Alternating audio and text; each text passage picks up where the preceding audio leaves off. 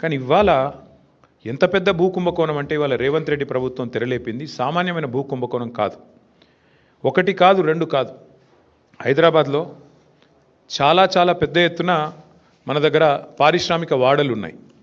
ఉదాహరణకి హైదరాబాద్ నడిబొడ్డున Azamabad industrial area ఉంటుంది.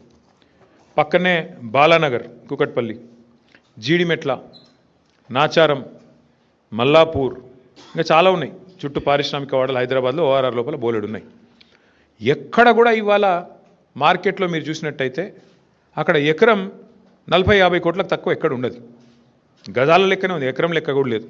గజాల చొప్పున 2 లక్షలు, 1,00,000-1,50,000 గజానికి ఈ స్థాయిలోనే ఉంటుంది. ఇవాళ అట్లాంటి భూముల్లో రేవంత్ రెడ్డి ప్రభుత్వం తెరలేపిన కుంభకోణం ఎంత పెద్దది అంటే దాదాపు 9,200 పైచిలకు ఎకరాలు, దాదాపు 9,300 ఎకరాల భూమి హైదరాబాద్లో.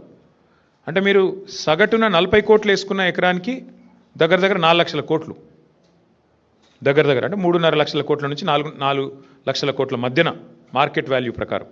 లేదు 50 కోట్లు వేసుకున్నారనుకో సగటున, దగ్గర దగ్గర 5 లక్షల కోట్ల విలువ చేసే ఆస్తిని అందులో మరి ఇవాళ ఆయన అనుయాయులకు, ఆయన వందిమాగదులకు, ఆయన బామ్మర్దులకు, ఆయన తమ్ముళ్లకు, ఆయన చుట్టూ ఉండే బ్రోకర్లకు ఇవాళ ఒప్పందాలు కుదిరించి ఒక అతిపెద్ద భూ కుంభకోణానికి రేవంత్ రెడ్డి ప్రభుత్వం మొన్న జరిగిన కేబినెట్ సమావేశంలో తెరలేపింది.